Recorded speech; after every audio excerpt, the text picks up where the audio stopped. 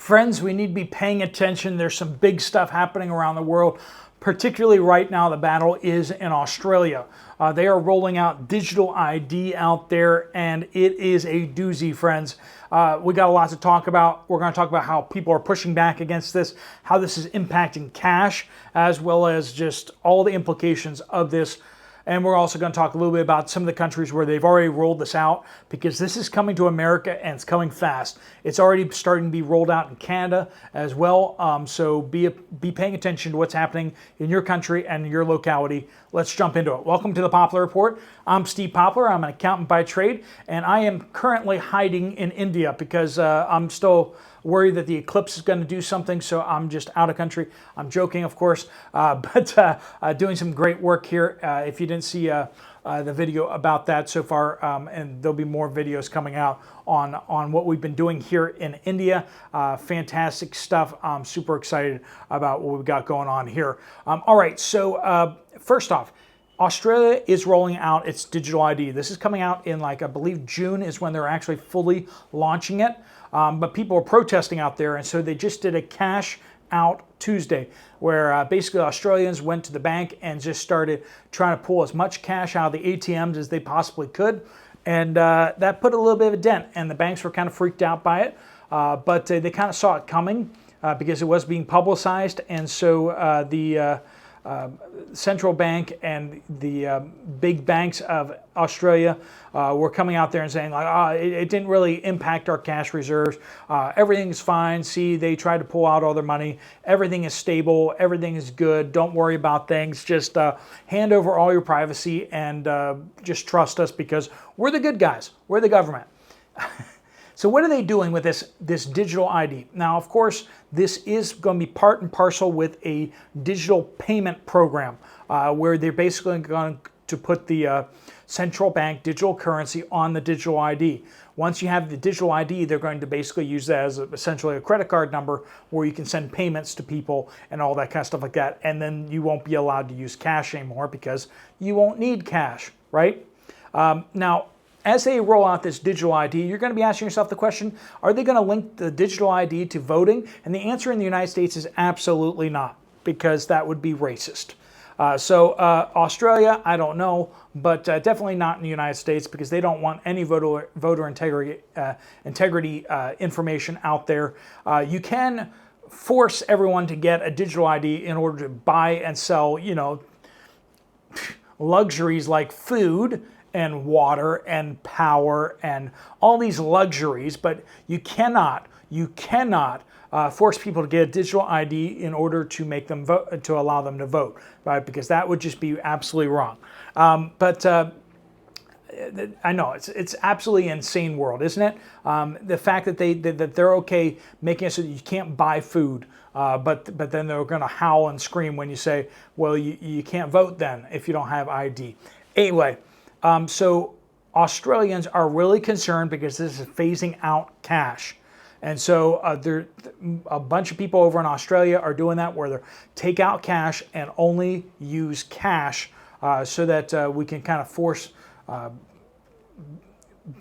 companies, businesses to really respect the need for cash. Take it out, use it, keep your privacy, because with the digital ID, there will be no privacy. They will be able to see everything that you're doing. Now, some of the countries that this has already been rolled out in are like Sweden and Norway. Now, we have one person from Sweden who's going to be sharing with us. I'm going to be reading a statement from them, because this is super big to see what this actually looks like in practice.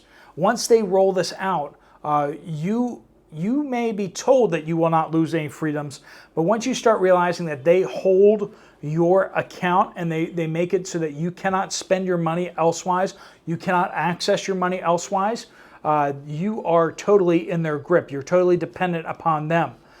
So they've already rolled this out in Sweden and Norway, and Australia and Canada are following fast on their heels.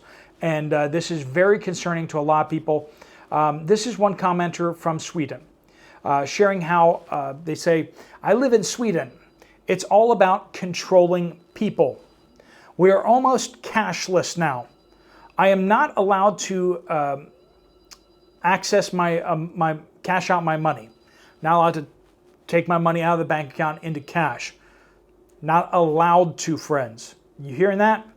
Every 6 months, they block access to our accounts unless we answer some very invasive questions. Oh, not only are they tracking all the things that you're spending money on, but now they are like, well, what about this transaction? What was that? What about that transaction? What was the purpose of that transaction? Who was that to? What is that for? Was this a business transaction? Was this... You can't make any purchases, you cannot make any transfers of money without them asking questions about stuff. And until you answer those questions, they lock your account. I know Sweden sounds so wonderful until you hear that kind of stuff. No wonder that they want to get into part of the fight in Eastern Europe, right? They want to get so into that because being anti-freedom is just something that gets in your blood and is addictive. They also continue on. A few days ago, there was a glitch in the bank system, and millions were not able to access their account for 2 days. So they put all your money into this account, and then you are just dependent upon the system, whether the system works today. If it doesn't, then suddenly you can't access your money. What do? Well, you're just going to spend cash. Oh, wait, you don't have any cash. What do? You just can't purchase anything for however many days it is until they get the system working again. This is the central government's response to cyber attacks. They don't like the fact that you can be hacked and that your private information, your digital identity can be compromised. And so their answer to that is everyone inside the country of Australia needs to have one digital ID. We're going to centralize all of your information into one digital ID so that not only can we make sure that this is nice and secure, and of course, when you're going and buying a hot dog with it, and then when you're trying to transfer large sums of money from your business, or you're trying to move your retirement accounts around, of course it makes sense to have one number attached to all of that. I say that again, I'm being sarcastic with a lot of this. I hope you know. I know whenever I'm sarcastic, some people are like, you're being serious, aren't you? And it's like, no, I'm not. That's absolutely insane what they're doing, and it's coming to the United States too. And not only is it they want to track all the things that you do, not only is it that they want to have control of everything you do, but beyond that even, they want to be able to punish you for what you do. Right now, you may have a Google ID. You may have a Google account. You may have a Yahoo account. You may have a whatever account. If you're really old, you may have an AOL account, right? That's how we know if you're really old. So if you have one of these IDs or PayPal or these type of things, that's what they want to do. But they want to make it so that every time you log on to the internet, you have to sign in with your digital ID so that everything you do online is completely tracked by the government. Does that freak anyone else out? That they want to have access to all your passwords, to all of your communications with other people. If you post anything on any social media boards, they want to be able to track that. They don't want to be like, oh, some anonymous person posted on this message board. They want to be like, oh, Jim Bob Joe from Mississippi in such and such a zip code is the one who posted this. And they're going to be able to see all of that transparently. Who do you interact with? They want to know all your relationships, all your connections. This is what the United States was doing in Afghanistan and Iraq because we wanted to know who was trouble and who was connected to them. So everyone that they ever called on the cell phone, we now have a suspicion of them.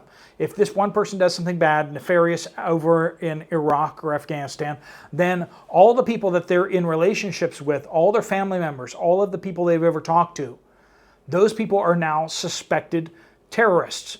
And if you think that they're not going to do the exact same thing here, they're already doing it, friends. All the people that you email and interact with are already blacklisted, are already on some list. Just the fact that you watch channels like this, probably you are probably already on a list as well. I'm up at the top of the list with all your other favorite YouTube creators, but they're already doing this in soft ways. Well, places like Australia, Sweden, Canada, Norway, they want to institutionalize this where they can go after you so much more efficiently. They want to make sure that there is nowhere to hide. Not only do they want to wait for a crime to be committed and then they can investigate who did that, they want to be aware of all the stuff that you're doing, see that you're committing a pattern of behaviors that they think means that you're going to commit a crime at some point in the future. Germany's already rolling out this pre-crime stuff as well. And if you think this is going to ever apply to green wackos, if you think this is going to ever apply to left-wing folks out there, you're wrong, because it's only going to be used to target conservatives, libertarians, people who want to just have the government leave them alone.